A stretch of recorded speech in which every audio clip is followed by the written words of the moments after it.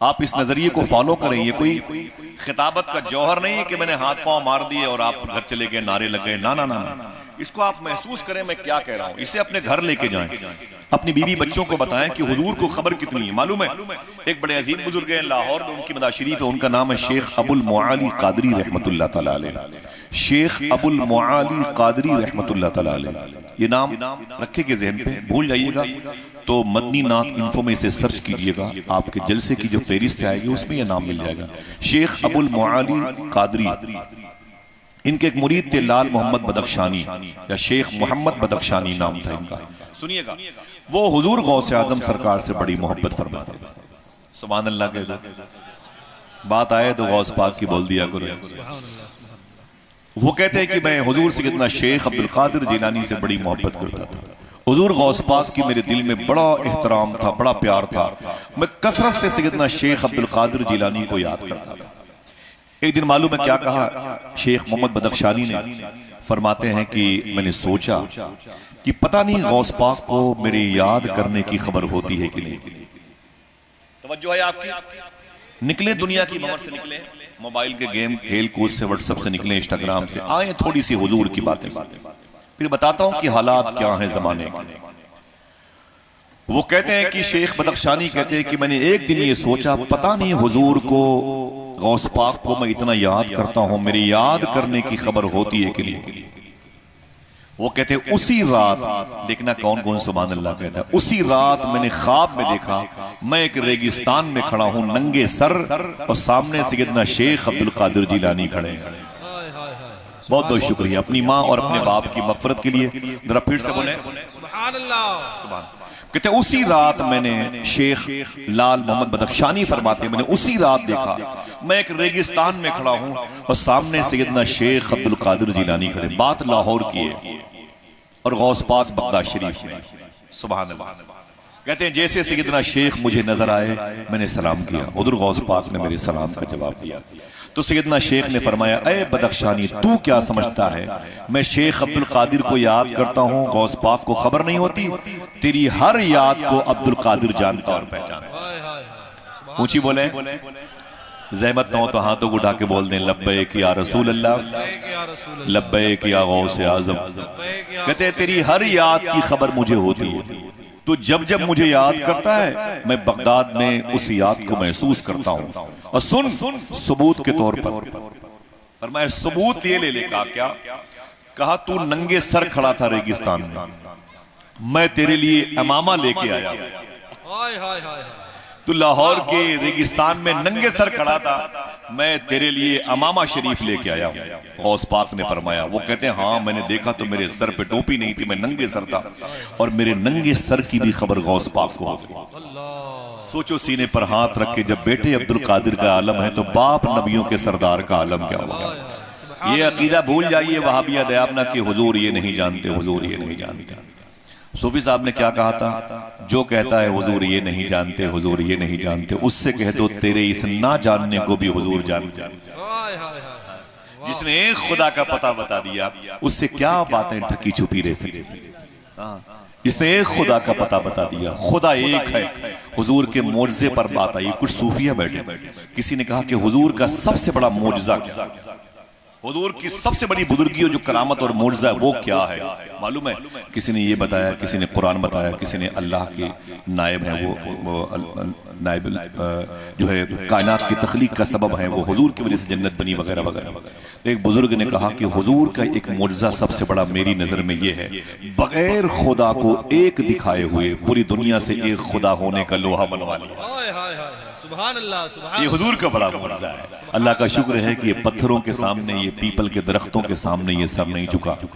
समझ रहे हैं? आप बोल दो मोहब्बत के साथ सुभान अल्लाह। अल्लाह तेरा शुक्र है।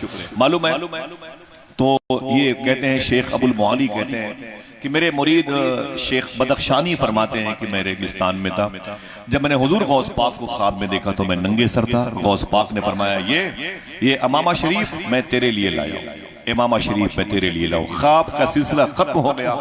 बदख्शानी फरमाते हैं मैं अपने पीर की बारगाह में आया। सुबह को देखना तैयार रहिएगा सुभान अल्लाह के लिए। कहते मैं अपने पीर की बारगाह में आया। जब अपने पीर की बारगाह में आया ना, तो फिर मैंने मुझे बुलाया गया, शेख अबुल मुआली कादरी ने मुझे बुलाया, बोले बदख्शानी को बुला के लाओ। जैसे शेख बदख्शानी बुला के लाए गए ना, तो पीर साहब ने मालूम क्या कहा, सुनो, मुरीद तो मुरीद है, पीर को खबर कितनी हुई मालूम है? पीर साहब ने फरमाया, अरे बदख्शानी, तूने रात में ख्वाब में हुजूर गौस पाक की ज़ियारत की? फरमाया कि मुझ पर करम हुआ है। फरमाया तू नंगे सर था? कहा हाँ। कहा फिर हुजूर गौस पाक ने क्या कहा? कहा हुजूर गौस पाक ने फरमाया तू नंगे सर था, मेरे तेरे नंगे सर की भी मुझे खबर हो गई है, इसीलिए तेरे लिए अमामा शरीफ लाया हूँ। तो उनके पीर ने कहा हुजूर गौस पाक ने अमामा दिया? तो वो कहते हैं कि हुजूर गौस पाक ने इतना कहा तब मैं तेरे लिए अमामा लाया हूँ। यूं किया था और मेरी आंख खुल गई, अमामा गायब, गौस पाक गायब। तो उनके पीर ने कहा वो अमामा गौस पाक मुझे दे के गए। यही है। तो अब उस रात वाले इमामे को पहचान लिया, कहा हाँ खुदा की कसम यही इमामा गौस पाक के रात था। क्या मतलब, जब उनके गदा भर देते हैं शाहाने जमाना की झोली, मोहताज का जब ये आलम है, मुख्तार का क्या होगा हुजूर सब जानते हैं। आपकी कदमों की आवाज को हुजूर जानते हैं, आपकी तन्हाई कैसे गुजरती हुजूर जानते हैं, किस नियत से आप आए हैं या आप आई हैं हुजूर सब जानते हैं। तो ये महफिल रसूल है, इसके फवायद बहुत ज्यादा होते हैं। मालूम है आपको कि हुजूर का जिक्र, सूफी साहब किबला फरमाते हैं कि जिसकी बीवी का दिल बड़ा सख्त हो या जिस बीवी के शौहर का दिल बड़ा सख्त हो, सुने आप, फरमाते हैं सूफी साहब, जिस मर्द का या जिस औरत का दिल बड़ा सख्त हो, बात बात में लड़ पड़े, बीवी चाहे अपने शौहर से, शौहर चाहे अपनी बीवी से लड़ पड़े, तो उस दिल के पत्थर होने की जो निशानी है वो जाहिर हो रही है।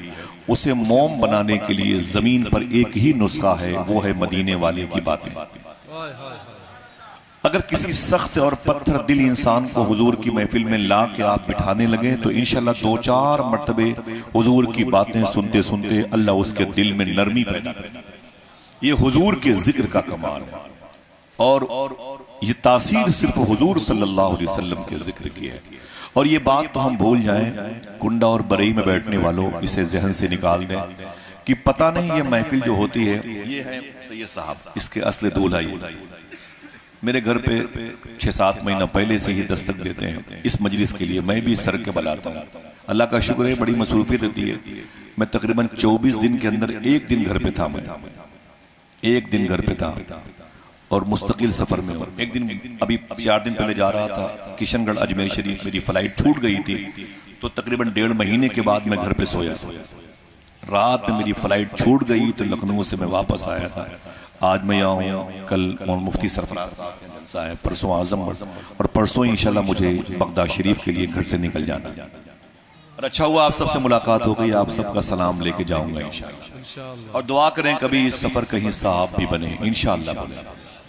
ठीक है, बात सुने आप, ये हुजूर की मजलिस है, ये तो जहन से निकाल दें कि पता नहीं मेरे बैठने की खबर किसी को होती है कि नहीं होती है, मेरे आने की खबर किसी को होती है कि नहीं होती। ये हो सकता है कि आपके बैठने की खबर कमेटी के सदर साहब को ना हो, सेक्रेटरी साहब को ना हो, जलसे की खजानची को ना हो, मोहल्ले वालों को खबर ना हो, लेकिन खुदा की कसम हुजूर को खबर होती है।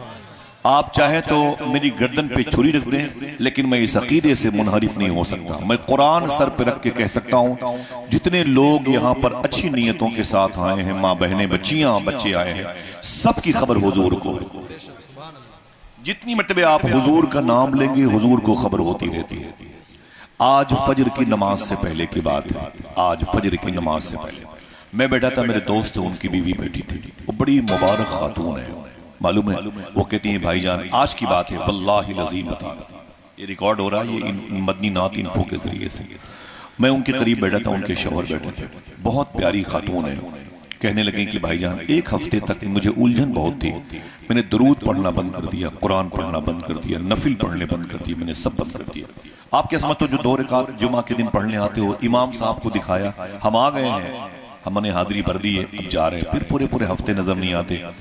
बाप ने सख्ती की तो लोग बेटे मस्जिद में आ जाते हैं, भाई ने सख्ती की तो भाई मस्जिद में आ जाता है। वरना लोग समझते हैं भाई जिसके लिए हम सजदा कर रहे हैं वो तो हमें देख ही नहीं रहा है, माज़अल्लाह, वो देखता कितना है। मैं बता दूं, आज की बात है, फजर की नमाज से पहले मैं घर से तकरीबन 250 किलोमीटर दूर था और अपने दोस्त के यहाँ बैठा हुआ था। तो मालूम है उनकी बीवी ने क्या कहा, बड़ी मुबारक है, बड़ी किस्मत वाली है, बड़ी हयादार है और बड़ी किस्मत आला पाई है। वो कहने लगे कि बीच में एक हफ्ते तक के लिए मैंने दुरूद पढ़ना बंद कर दिया, कुरान पढ़ना बंद कर दिया और मैंने नफिल पढ़ना बंद कर दिया। तो खुदा की कसम वो कहती हैं कि भाईजान मैंने एक हफ्ते के अंदर ही हुजूर सल्लल्लाहु अलैहि वसल्लम को मैंने ख्वाब में देखा। मालूम है क्या देखा आपको? ये जो आपने दुरूद पढ़ा है वो भी सुन लें, जो तो पढ़ेंगे उसके बारे में सुन लें, जो पढ़ते हैं जो नहीं पढ़ते वो भी सुन लें। वो कहती है कि जब मैंने हुजूर सल्लल्लाहु अलैहि वसल्लम को ख्वाब में देखा तो कंडीशन ये थी कि मैं बाहर थी और हुजूर सल्लल्लाहु अलैहि वसल्लम एक हुजरे में मसरूफ थे और बड़ा सा रजिस्टर था। हुजूर उसे जलाल के आलम में यूं उसे पलटते थे, यूं पलटते थे, कागज को यूं करते यूं करते यूं करते। सहाबा किराम अदब से हुजूर की बारगाह में खड़े हुए थे। तो मालूम है हुजूर ने क्या कहा? वो रोने लगी, बोली कि हुजूर ने मेरा नाम लेके पुकारा, फला कहा है, उसका कोई दरूद इस हफ्ते मेरी बारगाह में नहीं आया। फला कहा है, उसे बुला के लाओ, उसका कोई दरूद, उसकी कोई नफिल नमाज है, कुरान की तिलावत है, रजिस्टर में लिखी, उसे बुला के लाओ। वो कहती रोने लगी, बोले साहबा दौड़े मेरे पास और मुझसे बोले तुझे, मैं नाम नहीं लूंगा, वो आप तशहीर हो जाएगी, शोहरत हो जाएगी। साहबा किराम ने बोले तुझे हुजूर याद कर रहे हैं। बोले मैं डरती डरती आई तो हुजूर ने फरमाया तेरा कोई दुरूद इस हफ्ते मेरी बारगाह में नहीं आया, तेरा कोई अमल मेरी बारगाह में नहीं आया। हुजूर ने फरमाया डंडा लेके आओ। खुदा के वो कांप रही थी जब कह रही, बोले हुजूर पर डंडा लेके आओ। अचानक हुजूर के हाथ पे मुबारक डंडा आ गया और आका ने फरमाया डंडा लेकर के तूने क्यों नहीं पढ़ा मेरी बारगाह में दुरूद, तूने कुरान की तिलावत क्यों नहीं की, तूने मुझे याद क्यों नहीं किया? तो वो रोने लगी, बोले हुजूर मुझे माफ कर दो, सरकार मुझे माफ कर दो, मैं मसरूफ थी, उलझन थी। हुजूर फरमाते तू क्या समझती है कि मेरे दुरूद की खबर मेरे नबी को नहीं होती, पढ़ने से पहले मुझे खबर हो जाया करती है। फिर मालूम है हुजूर ख्वाब में तशरीफ ले गए, उनकी आंख खुल गई, उन्हें अपने शोहर को जगाया। मालूम क्या कहा? उनके शोहर हंस रहे थे, बोले मुझे जगा के बोलती हैं जब तक अब दोबारा मैं हुजूर को खुश चेहरे के साथ देख न लूं मुझसे बातें न करना। मालूम क्या कहा?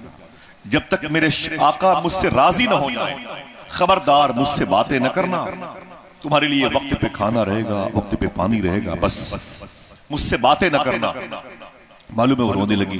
वो कहती है कि उसके बाद उनके शौहर ने कहा कि मेरी जो बीवी आसिफ भाई मुसल्ले पर ही सो जाती थी, मैंने 3-4 दिन कंटिन्यू इसे मुसल्ले पर लेटे हुए देखा है, कभी बिस्तर पे नहीं सोई। इस कदर रोना चीखना, रातों को उठ के दौड़ना। हुजूर मुझसे नाराज है। हुजूर ने कहा डंडा लाओ इसे मारे। हुजूर ने एक छड़ी मारी होती तो मेरी हालत तो दिगरगुं हो जाती। वो कहती है कि मैं 4-5 दिन अपने शौहर से बात नहीं की, बेटियों से भी हंस के बात नहीं करती थी, बस खाना पका के दे देना, जिसका दिल कहे जो खाओ, मुझसे कोई बात ना करे। मुझे किसी की बातें नहीं अच्छी लगती हैं सिवाय मदीने वाले आका। मालूम है वो कहती हैं कि फिर मैंने 4 दिन के बाद जब दुरूद की मैंने कसरत की तो 4 दिन के बाद मैंने हुजूर सल्लल्लाहु अलैहि वसल्लम को 17 साल की उम्र शरीफ में देखा। हुजूर की जवानी की उम्र शरीफ होने वाली थी, तब मैंने हुजूर सल्लल्लाहु अलैहि वसल्लम की ज़ियारत की है और फिर मेरे दिल को तस्कीन मिली है, तब मेरा दिल राहत पाया है। तो साहिबो जरा सोचो कि जो हमारे दुरूद पढ़ने की खबर को जानता है, तवज्जो रखना, ये जमात अहले सुन्नत का अकीदा है और जितने लोग बैठे हैं ये अकीदे अहले सुन्नत से इनका ताल्लुक है। हम किसी वहाबिया दयाबना से बात नहीं कर रहे हैं, ठीक है?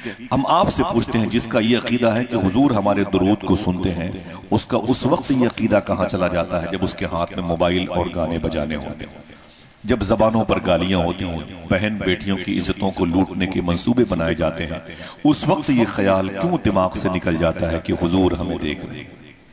समझ रहे हैं? हुजूर देखते कितना है, हुजूर तो हुजूर है। हुजूर के गुलाम सैयदना शेख अब्दुल कादिर जिलानी कितना देखते।